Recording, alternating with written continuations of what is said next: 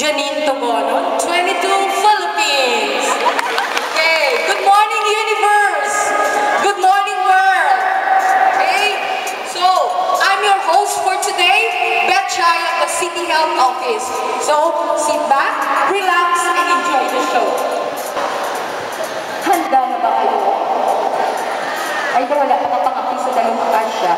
Handa na ba kayo? Again, handa na ba kayo? Mayo pa, kita mo handa ang malibig pa. Okay. So welcome everyone sa ating first flag raising ceremony. So we will start this year, na may katahong na smile sa ating mga kuya. I can see faces of midwifers. They're all in uniforms. Maybe because, but before kita magsugod sa ating talk show, yung talk show mo, so siningaga gusto ko welcome, pag-greet ang tanan-tanan. First, good morning and Happy New Year sa ating kalanggon na Mayor, Mayor Ramon Torres. The Vice Mayor, Nicolas and Luke. At ang ating mga tiso, guwapa, beautiful ladies, sa Guyang Panglusod. Thank you very much for coming sa mga show. Okay? And also, I would like to greet, pwede makatindog, request ko lang, makatindog ang ating mga heads ng offices, tanan-tanan. Kaya kung isa-isa mo, Dr. Kayuga, Ma'am Jo, Ma'am Villar, wow! Kita mo na ginulong sila tanan. Thank you very much sa pagkagpo sa ako na show sa Subong Maaga. Bibigyan may fireworks na. Softly na amay sa atong syudad, ang atong Mayor, Ramon B. Torres.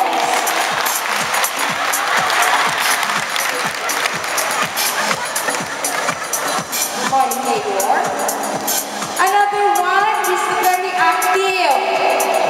Maana, maupod, mapasinsyahon, no? Single, but wala ko ba kung still available, okay? Ang aton Human Resource Management Officer and the Admin Officer designate, Ms. Trisha Y. Mati. Sa pag-servisyo sa aton ng mga pumuluyo. Ano yung mga wireless kita? So, ang first question ko sa ilang adwa, actually para ni sa inyo, Mayor, Ma'am Trisha, what's your New Year's resolution or wish? So, Mayor, ladies first ko, no? Okay. Good morning everyone, to kay Mayor, to our Vice Mayor and the honorable members of the Sangguniang Palansod. Lugin na kulbaan ko kay Janine, kay Corina, sa sinabi siya man. Kay Chris, galing ko, no? Vice ganda, pwede man. Anyway, to my fellow workers in the government, may aga sa tanan. Resolution, New Year's resolution. Or wish. Wish. Siguro wish na lang as one working family in the City Hall. Wish ko sa atot tanan, good health. Every now and then, kabati kita ng aton mga fellow employees, do ma-retire, malas pa lang mabaya-baya sa aton. So, wish for the new year is good health to everyone and more blessings from the Almighty. So, amo na na. Simple as that. Okay, thank you, Ma'am Trish. So, pinanglan aton na health promotion, no? Pinanglan mahataw na kita siguro kay daw damo na sa aton taas triglyceride, cholesterol, no? So, we will work on that, okay? And for our Mayor, good morning. Good morning everybody, and to today's host, Ms. Tony Gonzaga. Oh, thank you very much, Mayor. Actually, Mayor, wala akong balaan mo. Talent fee, no? Libre. Mayong aga gistanan, and going back to the question that would be my New Year's resolution, my wish is for the people of the city of Bago to have a better way of life, generally ang atong educational system is supposed to be improved together with our improvements on the health services being given to the people in our barangays. And for the past year, we also have had so many things which may have been left undone. And this year will be very busy in terms of other activities, but related to the well-being of the Bagonons. I really wish that we as a people, the Bagonons, could really be working hand in hand for not only for the betterment, but also for the improvement in the quality of life of our fellow Bagonons. And again, maybe to strengthen our faith to our Lord Almighty also. Okay, Mayor. So, nakiabatian ito education and health gidya kay Mayor sa mga priority. I know for the fact na kadamo sa health centers naton na renovate o patindog. One of those sa Abuanan, I think, no? So, Mayor, thank you very much sa support mo sa health and to the education and sa tanan mo nga mga projects. Okay, now, Mayor, nagpalupo ka man, Mayor, sa 31. As always, every New Year, nagpalupo ka na yan. With fun, pyrotechnics, fireworks. Yes. So, nakita niyo itong lights sa bago. Anong favorite color niyo dito sa nagtupad ng mga palupo? Have you seen the heart shape? Oo, bago ko siya. So, maybe sa dason, lain-lain naman ang mga shapes ang ating makita. Thank you very much. And the next question is for Ma'am Tricia. Ma'am Tricia, we've heard sa Natiga, we were informed by our OIC, Dr. Ramon Mayuga, and also Ma'am Nona Obaldo, our nurse supervisor, about this memorandum circular with regards to the observance of the flag raising ceremony. What is this all about, Ma'am Trish?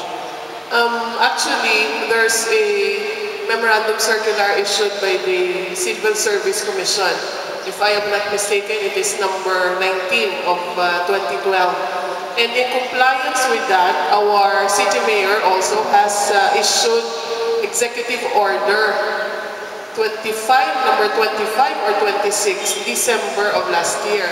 Ang inang Executive Order ga-establish isang guidelines for an LGU to conduct flag ceremonies. Flag ceremonies, kinabutang dito, flag raising and flag lowering. So it was discussed by the mayor to the department heads during the last meeting sa December. So I believe ang guidelines was properly disseminated by the different heads of offices to their employees. So aton nga flag raising hindi lang first working Monday of the month, but every Monday of the month. And ang sponsor will be the same as to what the mayor has issued sa memo, prior memo to the executive order. So again, it will be every Monday, and ang first Monday will be held dire sa Coliseum. Succeeding Mondays of the month will be held outside, in front of the community center. So, clear, no? So, sa Subong, Camino City Health Office. Then, see you on Friday. We will be having our lowering of the flag. Dira na yan in front sa community center at 4:30 afternoon, ma'am. Okay, mga 4:45. But, kung basi maka-request kami kay Ma'am Trish, if we could have at 4 p.m. pa lang, we will have our Tai Chi exercise. Inakong maayot na lang sa civil service, ha? We have these videos, bala maka-exercise ka mo. It is proper to have it early in the afternoon or late in the afternoon. But we will try to, Ma'am, I think may existing kita yung memo issued by the mayor way back siguro 2010, 2011. Dito na butang, I think it was about Hataw.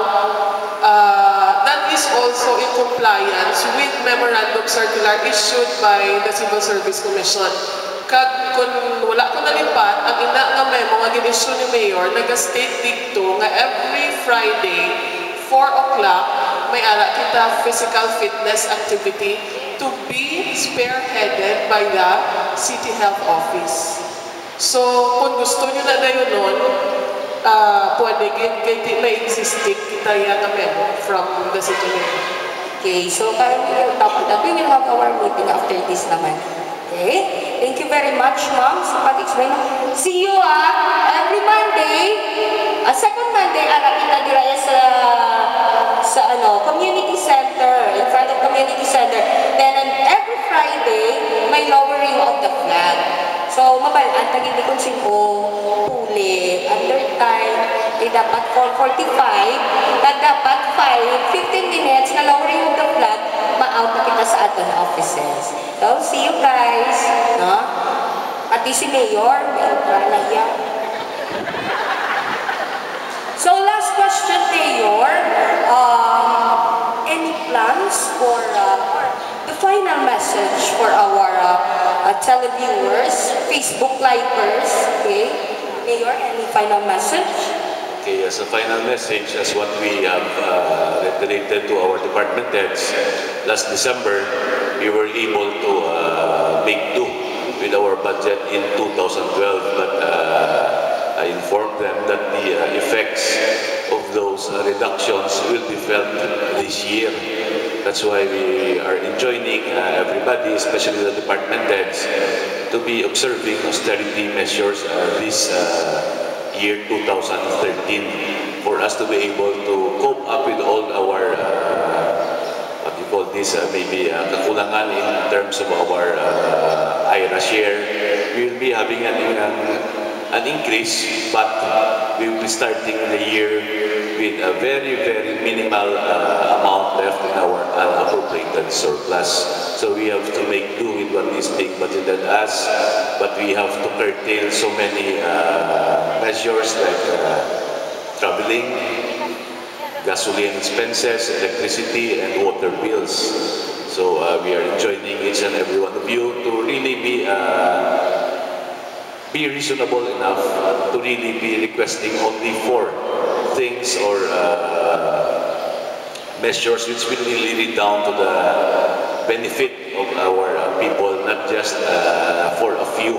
So you might be experiencing so many, not really denials, but again, we will be leaving it up to the department heads to make the necessary requests as they see it fit, if it really is that needed. And maybe for this year, again, we're calling for the unity of the people of Bago, that let us go back to our history, to our very rich history and tradition, that our city has been able to produce so many people or persons who really have made life not only meaningful for our city and for our people, but also for the rest of the province and the country as well. So we are enjoining you to be holding hands and really think about what we will be facing this coming May and in October, that what we will be deciding upon, we will be looking down or looking back and make the necessary discernments on who really deserve to be our future leaders of our city, because we are talking and trying to train people to be future leaders of your city and our community as well. So let us hope and wish that for this year, again, the same as in 2012, we could be spared from all the many calamities that pass along our country, and let us strengthen our preparedness for whatever eventuality. Okay, thank you very much, Mayor. So, nabatian ito, kumbaga, ang atong team song sa subong adlaw, i-ano ko na lang ang kabilugan, yung final message ng Mayor is, hawak kamay, Baying Constantino. Let's join hands, for the better sa atin nga syudad. Okay? So, thank you very much for guesting to our show. Ma'am, Merry Christmas and a happy Mayor. Mayor, kasi mo isa. Okay? Thank you very much, Mayor. Matindo pa si Dr. Radin. Dason ka na lang ang flag racing. Intended na is akon. Thank you. Okay, but before we close our program for today, I would like to acknowledge, thank you very much, Sir Joseph Alonso, for a beautiful garden set. Kung gusto niyo magpa-decorate sa iya, available na siya. Saturday and Sunday, syempre, kami office. Pero maartaan na siya. Okay? And gusto ko galing pabalo sa tanan, our medtech, Ms. Glenly Casona, will be having the bloodletting sa January 14 at the City Health Office, sa City Health lang. This is for the completion of the Sandugo Awarding.